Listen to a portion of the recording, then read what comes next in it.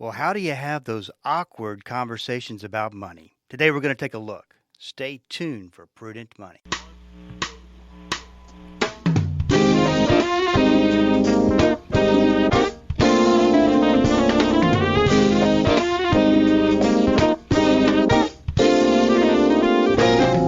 Good afternoon and welcome to the Prudent Money Radio Show. I'm your host, Bob Brooks. Thank you so much for joining me today. You know I do appreciate it. Well, conversations about money are tough to have, yet best-selling author Erin Lowry is here to give us some tips on how to make those conversations and talk about her book, Broke Millennial Talks Money, Scripts, Stories, and Advice to Navigate Awkward Financial Conversations. Erin, welcome to Prudent Money. Thank you so much for having me. You know, it's interesting. I've interviewed through the years hundreds of authors who have written about personal finance, yet never a book on how to talk about money. And oftentimes we stay silent, avoid those awkward conversations, and by not having these conversations, a bad financial situation just can get worse. Absolutely. I think the first place to start is to remove the myth that some of these conversations are not appropriate to have, that you just don't ask certain questions about money. How do you get people past that myth? That is really the million-dollar question, because we've truly been socialized in so many cases that money is an inappropriate topic of conversation. You don't ask people about money. You don't talk about your own money.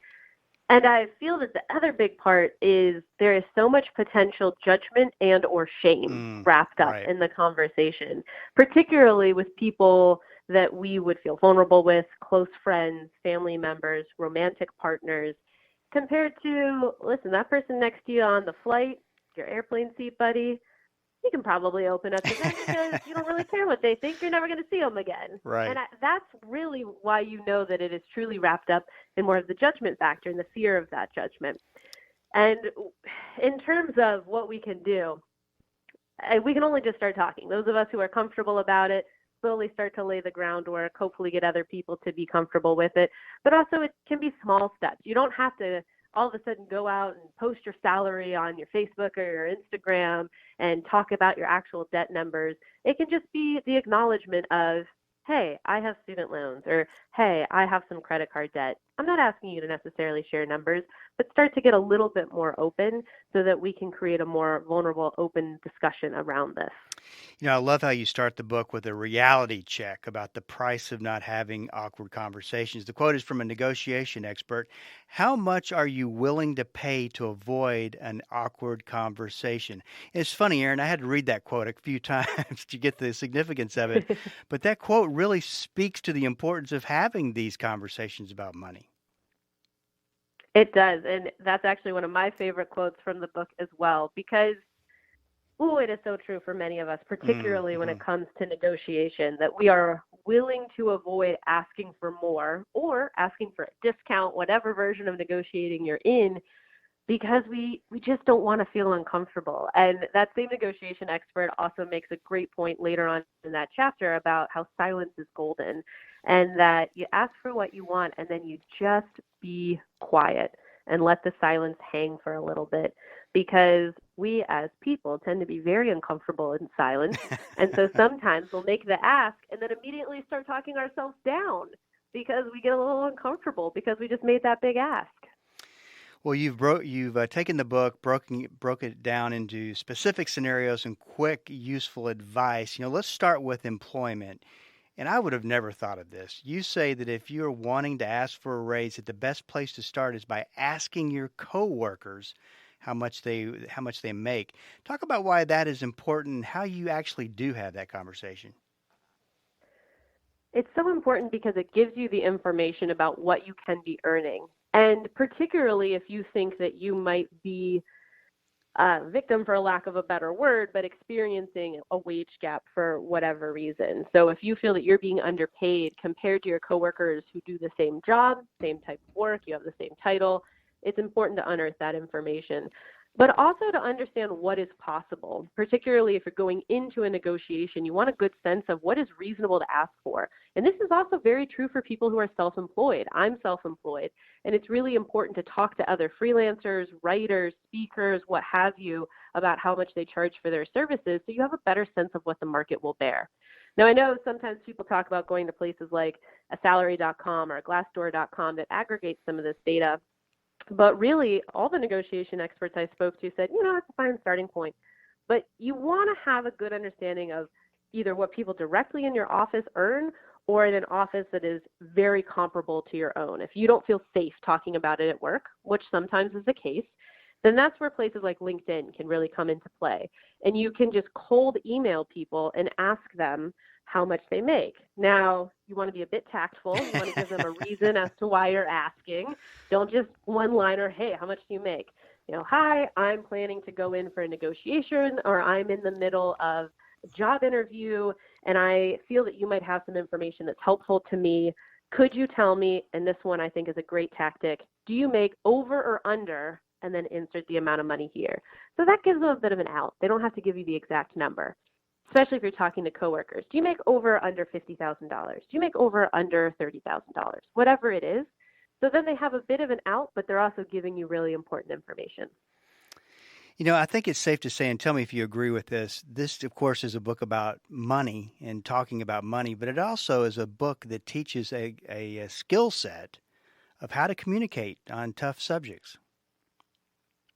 It really does. And this is one of the most awkward subjects for many of us to talk about, but is one of the most critical. It impacts so many different areas of our lives. And many of us have been taught not to talk about it. So we're trying to unlearn something we were raised believing, and also figuring out how to do this in a way that doesn't potentially compromise any of our relationships as well. One piece of advice you give in the book is to know the difference between a sponsor and a mentor, and the important part a sponsor plays in the process of getting a raise. Talk a little bit about that. This was a concept that I had actually never heard of until right before I was writing the book last year. And the idea being that a sponsor is that person who is at your actual company who can advocate for you. So let's say that your company doles out raises by bringing a bunch of managers in the room, talking about how they're going to hand out raises. And your sponsor is the person who's in that room that can say, yep, Erin's done XYZ this year. She deserves this Y raise. Now, a mentor, though, is a person that can provide you with a bit more of the emotional support you might need. That person might not even necessarily be in your office. This can particularly be true for women and people of color, who maybe the sponsor is somebody who doesn't look like you, doesn't understand your lived experience in the same way, and your mentor perhaps does. So that can be somebody that even could possibly be a shoulder to stress cry on if you need to, somebody that you can call that can understand more of the actual experience you're going through. And I really love that distinction, because it's two different people who support you in different ways, but that can really help you level up in your career. Once armed with that information, talk about, and this is what I love about the book, is you give so much good small pieces of advice and steps to take and scripts, but talk about how the best way to approach your boss and effectively ask for a raise. Well, one of the big things that I would say is you're not waiting until they offer you the raise, that you're actually going in early, oftentimes 3 months or so before you would be having that annual discussion where you would get a raise, so that you are stating that you want one, and you're also perhaps asking for constructive criticism in order to demonstrate that you've earned it. But one of the options too is saying something along the lines of, I'm hoping we can revisit my salary. It's been, and then you insert the time since it was last set, and I'm hoping we might be able to increase it.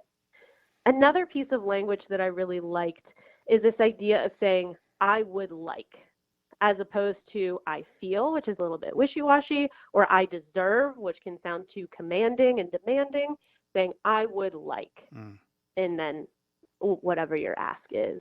And also acknowledging that, maybe money isn't something that can be offered right now, especially in this pandemic reality, but are there other things that you can get that we're going to make your work life easier, or that's another perk that can be offered if salary increase isn't currently an option, but you do want to stay at that job? This is Bob Brooks, and you are listening to the Prudent Money Radio Show. Thank you so much for joining me today. I'm talking to Erin Lowry about her book, Broke Millennial Talks Money, Script Stories and Advice to Navigate Awkward Financial Conversations. I would put this one on my must-read list. I think I've never seen a book like this that really breaks down how to communicate. Let's talk a little. I love the whole section on the friends and how the conversations that you should be having. You posed the question: should you have money conversations with your friends? So when is that useful and when is that not a good idea?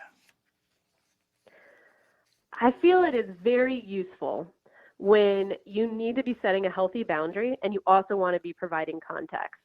And I'm just going to use the low hanging fruit here of wedding season because it is very easy to get into the situation of being invited to a bunch of different weddings, all of which for some reason are out of town. And then you've also got the bachelor or bachelorette party, that engagement party, the bridal shower, like all the things that lead up to it, and then the wedding itself. And that can get really expensive. So you have to learn how to be setting boundaries. And one of the things that you can use is expressing what your budget restrictions are. And do you have to share how much debt you have? No, you do not have to share that. If you're comfortable, great.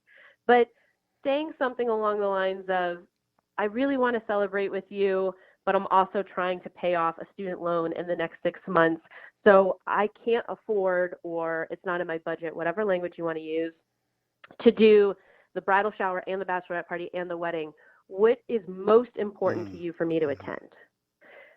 So offering something like that. Or also talking about, I love the counteroffer idea of you get invited to, let's say, a birthday dinner. You know this is going to be a situation where you order a side salad and a water. This person orders a $30 steak. They ask to split the bill at the end of the night. You don't want to do that.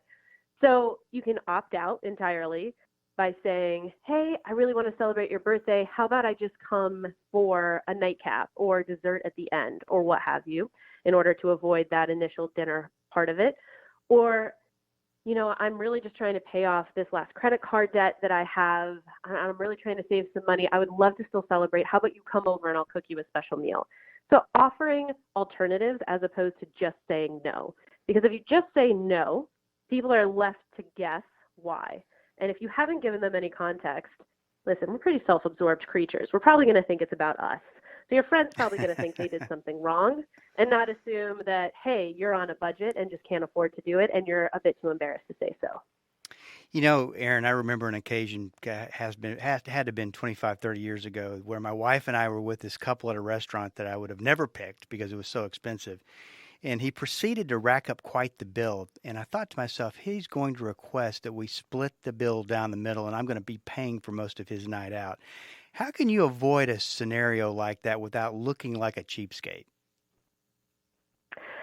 Ooh, the looking like a cheapskate part can be hard because there's kind of two big options. It's opting out entirely or, you know, opting in for part, coming at the beginning for a drink and leaving before dinner starts, or coming at the end after they've paid the bill and meeting them at a second location for something else is one of the ways to sort of dodge it. The other, and this is a quote that one of the women I interviewed for the book offered up that I thought was so good, where she goes, think about what are you going to resent less? Are you going to resent having to then stew on paying that amount of money, or is it going to be a little embarrassing to stand up and say, hey, this isn't in my budget. I can only afford to pay for what I ordered. But then you don't have to deal with the resentment for days at a time and possibly even let that fester and be toxic in the relationship you have with that person. So it's really, is it an embarrassment game or a resentment game? And which one are we more comfortable going with? And I think for a lot of us, we'd go with a bit of a short-term embarrassment to avoid that days and days of festering and being mad and all of that about the pain on the back end. The name of the book is Broke Millennial Talks Money, Script Stories and Advice to Navigate Awkward Financial Conversations. One of the things I want to mention again is that by reading through this book, of course, this is about money talks, but this also helps you develop a skill set for talking about just any kind of a tough subject. You know, Erin, I was doing an interview yesterday and the subject of goal setting came up. And I asked the author, how do you effectively set goals? And he said, without hesitation, get an accountability partner. Now, you give that advice when it comes to debt. I love this piece of advice. Now, there is an ugly personal fact no one wants to talk about is their debt. Yet an accountability partner could be the reason you are successful getting out of debt. Talk a little bit about that conversation. Well, I love when it can happen with a friend so that your friend also then has context about why you say no to certain things. Mm-hmm. But having an accountability buddy is really a way to, one, celebrate the wins that you have along the way, commiserate about the missteps. And I do feel it's really important to acknowledge that most of us on our journey to debt freedom will have some sort of little slip up here and there. And it's important to acknowledge it, understand why it happened, but then release it and let it go and keep moving on instead of continuing to fixate on the fact that we made a mistake in this process. But having somebody that you can turn to and, give a call if you're feeling frustrated is really helpful. And sometimes that's a friend, sometimes it's a sibling or a parent, it might be a spouse or a romantic partner. But another big thing that I really recommend doing, particularly for couples who are paying down money, paying down debt together, is to track it. To create, whether it's a spreadsheet or that kind of classic thermometer looking tracker, whatever works for you, so you visually can go back and see the progress that you made. Because inevitably there's going to be a point where it feels like you're just not moving forward as quickly as you want. There's still so much to go. You just feel demoralized. So to be able to look back and see how far you've come from the beginning of this process really can be impactful. One other subject that you cover that I think is extremely important, and people just don't have these conversations because they don't know how to, is the conversation between an adult child and an aging parent, an elderly parent. And you have no idea what kind of debt that your parent has. You have no idea how much assets, if you're going to have to take care of them. This is something someone should know. How do you have that conversation without looking like, oh, he's just after or she's just after my inheritance? Well, first, don't bring that up. That's the first way to not look like you're coming for it. Don't mention will, don't mention inheritance, don't use any of that language. I do think you should talk about estate planning, but you should also be talking more about the documents that matter while your parent is still alive. So powers of attorney, advanced healthcare directives. And you also want to be bringing those up from a place of caring and the place of reducing stress and anxiety in a situation where they might need to be used, and making sure that your parent gets to advocate for themselves and decide for themselves what they would want, and that it's in writing and that it's legal. So that's one of the big steps. But when it comes to asking, hey, can you afford to retire? Am I your retirement plan? I really like the idea of asking for advice and using that as context clues. So maybe it's you recently got married and you're trying to set up your own power of attorney and will and all of that. And saying, Joe and I just got married and we're trying to figure out how to get all this paperwork done. How did you guys decide all of this stuff? Or who did you guys use? And maybe your parents are like, it's not that important. Your dad will get everything, your mom will get everything, so don't worry about it. You can also use that as an opening of, well, do you know what the state laws are around that? It might not actually be what you think it is. We want to make sure that what you want is actually how it would work out if you don't do this paperwork for yourself. The other thing is asking advice around, I just got this new 401k plan and I'm trying to figure out what investments I should do. How did you guys decide how to set up your retirement plans? Maybe the answer is, we don't, or I have a pension, or, we did X, Y, Z. The answer gives you a lot of insights. So it's a way to just sort of begin the conversation and start collecting context clues. I also recommend talking to siblings, seeing if your siblings have gotten any information. And then eventually you can also just be really direct. Hey, mom and dad, we love you. We're just thinking about the future. What are you thinking retirement's going to look like for you? If we need to support you in any way, we want to have a conversation about now what that looks like, what you would want, what makes you feel comfortable, and do not bulldoze. I think that's the other really big thing, is making sure that this is not you as the child are trying to parent your parent and you're just commanding them to make certain decisions and do things in a certain way. They are adults with their own lives and with a level of autonomy, and you have to respect that as well. What a tough conversation that has a lot of dynamics associated with it. And the funny thing about it is, we're at the end of our time together here, Erin, but the funny thing about it is we haven't even talked about the hardest scenario in the book to talk about, is money in marriage. And you cover that extensively, as well as what to do if you're in engagement. You cover just about everything. And the name of the book is Broke Millennial Talks Money, Script Stories and Advice to Navigate Awkward Financial Conversations. Erin, it's been a pleasure, and congratulate on the book. I think this is a must read. Thank you so much. It was great being here and talking with you. This is Bob Brooks, and you are listening to the Prudent Money Radio Show. Thank you so much for joining me today. You know I do appreciate it. Listen, if you've got a question for me, please go to the website at www.prudentmoney.com and send it in. We'll get that taken care of for you. The name of the book, again, is Broke Millennial Talks Money, Scripts, Stories, and Advice to Navigate Awkward Financial Conversations. I tell you, the common thread throughout this entire book that I like the most is that it's about developing a skill set, and that's effective communication on awkward subjects. Money's not the only awkward subject that we have, and I love the chapter where she talks about how to negotiate for a raise, and you could almost put any word in there that you want to, how to negotiate for whatever. And then the common situations that happen to us as far as, who your friend group and the people that you hang out with, there's probably, if there's 4 or 5 individuals, there's probably a range of incomes in there. And the people making the most money are probably going to want to go out to an expensive restaurant, whereas you might be at the bottom end of that range. And you can't really afford to go to an expensive restaurant. And she details out how to handle that. And then the one about weddings the chapter about weddings is a good one from the standpoint of really setting your boundaries, but doing it in a very caring, diplomatic way that you're not making somebody upset or making somebody mad. And one of the things I wanted to talk to her about when we were talking about adult children and dealing with their parents. And if you're on the parent side and you have not sat down with your children and explained where everything is, and it's really something that's so very important to do. And I found that adds a layer of protection in there, especially against elder abuse, financial abuse, and scams. And she even covers that in the book, about what conversations to be having with your parents about these serious matters that can really cause a lot of disruption.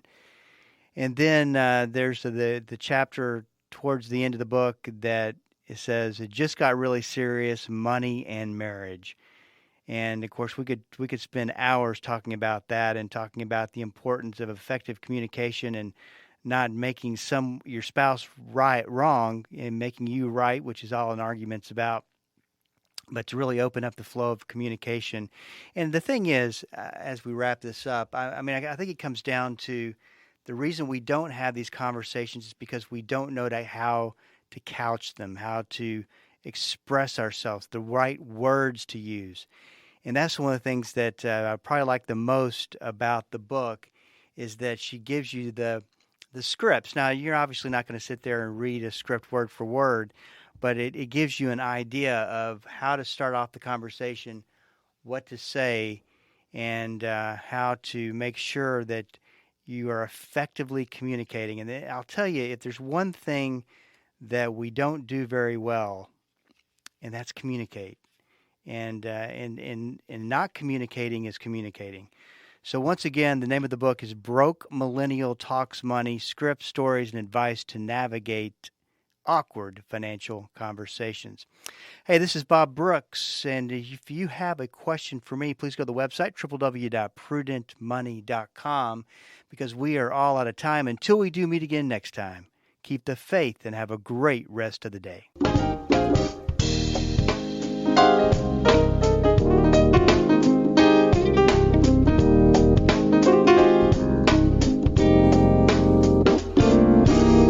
That's all the time we have for today. Questions or comments for Bob, or to find out more great information like what you've just heard, visit www.prudentmoney.com. Be sure to join Bob Brooks again for the next edition of Prudent Money. Prudent Money with Bob Brooks is sponsored by the Prudent Money Foundation on 91.3.